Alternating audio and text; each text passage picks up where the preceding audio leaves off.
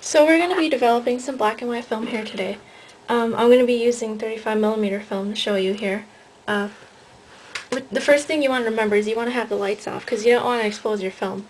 So you don't want any lights hitting it. So once you have your lights off, you can take your film canister here and you want to take a can opener and you want to just take it to the end here like this and pry it open. Just pry the end right off there. And yeah, so once you got that open, you can pull the film out. And you don't want to touch all over your film because you don't want to get fingerprints all over it. So you just want to hold it just like how I'm holding it here. And you can just take your film and take your reel and you can load the film right onto the reel. So just feed it right into the end there. And then once you got it started, you can just keep feeding it by rocking both ends back and forth there, and it should just, you know, feed right onto there. And once you get to the end, you want to take some scissors and try not to cut your fingers off, and just try to, you know, just cut the end of the film right there. And then at this point you could develop your film in a developing tank with the lights on, but I forgot to grab one before I turn the lights off. So I'm just gonna, you know, for the sake of convenience, I'm just gonna develop this film for you anyway. So what you want to do, you want to have all your chemicals at room temperature and your water at room temperature. And what you want to do, you want to take some developer and fill it up. Don't pass this line here. Just that exact amount, and then you want to fill the rest up with water here in your sink here. And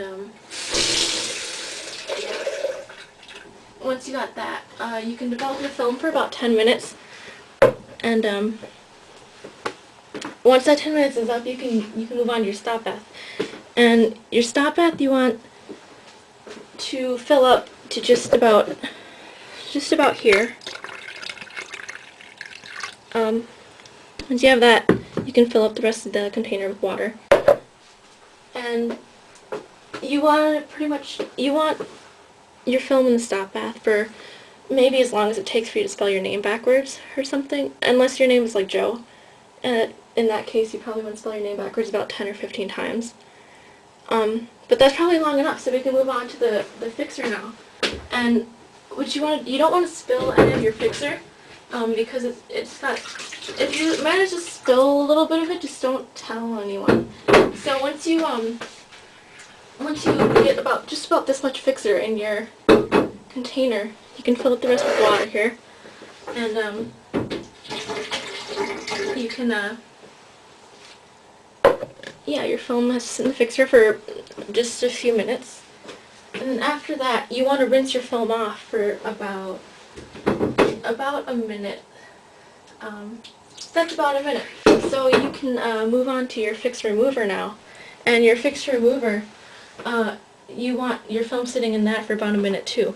So yeah. So that's probably long enough. And after that, you can rinse your film off for about 15 minutes. And assuming you actually exposed your film, you should probably have some pretty negatives to play with.